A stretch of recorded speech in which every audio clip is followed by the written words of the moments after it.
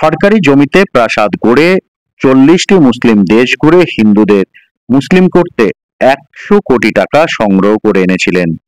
এলাকার গরিব হিন্দুদের মোটা অঙ্কের টাকার বিনিময়ে মুসলিম করতেন তিনি। ইতিমধ্যে কয়েকশো হিন্দু পরিবারকে মুসলিমও করেছেন। আগামী দিনে আরো শতাধিক হিন্দু পরিবারকে মুসলিম করার পরিকল্পনা নিয়েছিলেন তিনি। খবর পেয়ে মুখ্যমন্ত্রী পাঠিয়ে দিলেন 8টি বুলডোজার। গুড়িয়ে দেওয়া হলো প্রাসাদের মতো সেই বাড়ি। উত্তরপ্রদেশের মুসলিম ধর্মগুরু জালাল উদ্দিন ওরফে ছাঙ্গুর বাবার হিন্দুদের মুসলিম করার ঘটনা শুনলে আপনার চোখ কপালে উঠবে। দেশ বিদেশের ধর্ম ও বাণিজ্য রাজনীতির বাছাই করা খবর পেতে চ্যানেলটি সাবস্ক্রাইব করুন। দেখুন পুরো খবর।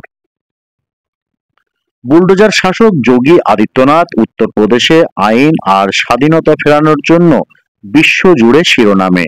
ইসলামিক ষড়যন্ত্রের নেটওয়ার্ক ভেঙে গুড়িয়ে দেওয়ার জন্য মুসলিম বিশ্বে তার শাসন পতনের জন্য দিন রাত চলছে প্রার্থনা। এদিকে থেমে নেই যোগী আদিত্যনাথও।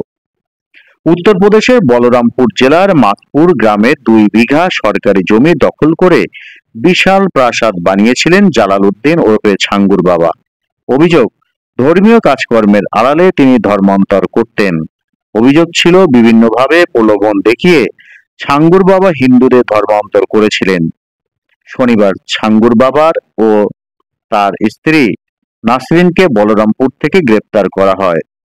তদন্তে বেরিয়ে আসে বিদেশ থেকে 100 কোটি টাকা তুলে আনার কেচ্ছা কেলেঙ্কারি। গিয়েছেন 40টি মুসলিম দেশে, সংগ্রহ করেছেন 100 কোটির বেশি টাকা। সেই টাকা ধর্মান্তরের কাজে ব্যবহার করা হয়েছে। ইতিমধ্যে বিলাসবহুল ঘর ও শোরুমও কিনেছেন তিনি। তার আস্তানা থেকে একটি ডায়েরিও পাওয়া গিয়েছে।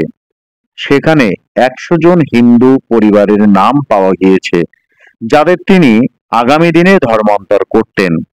সোমবার ছাঙ্গুর বাবার বিরুদ্ধে 3টি নোটিশ জারি করে উত্তরপ্রদেশ পুলিশ। সেখানে বলা হয় 7 দিনের মধ্যে তার আইনি কাঠামো সরিয়ে ফেলতে হবে। কিন্তু মঙ্গলবার তার বাড়ি ঘিরে ধরে 8টি বুলডোজার। এরপর সম্পূর্ণ ভেঙে ফেলা হয় ছাঙ্গুর বাবার বাড়ি। ওই বাড়ির দাম আনুমানিক 3 কোটি টাকা। সরকারের দাবি, গ্রাম সভার জমিতে তৈরি করেছিল ছাঙ্গুর বাবা এই আস্তানা।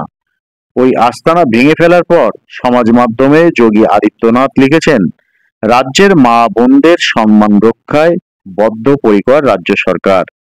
প্রাথমিক তদন্তে উঠে এসেছে জালাল উদ্দিনের কাজ শুধু অসামাজিক নয়, দেশ বিরোধীও। আইন শৃঙ্খলা রক্ষায় সরকার কোনো আপোষ করবে না। অভিযুক্ত ও তার সাঙ্গপাঙ্গদের বিরুদ্ধে কড়া ব্যবস্থা নেওয়া হবে। দর্শক, আপনারা কি মনে করছেন? ছাঙ্গু বাবার জন্য কেমন শাস্তি বরাদ্দ করা উচিত? বিচার ব্যবস্থায় তার যে শাস্তি কতটা কঠিন হওয়া উচিত? মন্তব্য করুন, লিখুন আপনার মতামত। চ্যানেলটি সাবস্ক্রাইব ও শেয়ার করতে ভুলবেন না।